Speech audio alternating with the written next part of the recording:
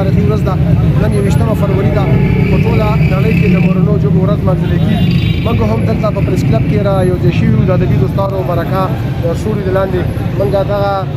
لاریون وکړو، موږ په دغه طرف باندې راللو، موږ واک وکړو او د ټولو خلکو ته د پریس کلب والا ته موږ دا وروښودله چې پښتو زموږ مورنۍ ژبه ده. دا پښتو چې کوم دا مظلومه ده، دا نه په عدالت کې شته دی، نه په نصاب کې شته دی، نه په کتاب کې شته دی، نه په هسپتال کې شته دی او نه په بازار کې شته دی. دغې دپاره کوشش پکار دی چې موږ دا خپل غږ او دا خپل سوچ چې کوم دی دا پښتنو ته ورسوو. الحمدلله ټول پښتانه یو، مورنۍ ژبه زموږ پښتو ده، خو خلک د دې ژبې د اهمیت نه خبر نه دي. نو د ادبي دوستانو مرکه د تېرو 20 کالو نه په دې کوشش کې ده چې دغه ژبه د بازار ژبه شي، دغه د نسړۍ د کورونو خلکو ژبه ده. نو دغه زموږ اپیل دی خلکو ته پښتو په هر ځای کې جاري شي او پښتون قام چې کوم دی دا د نړۍ په اسمان باندې لکه د ستورو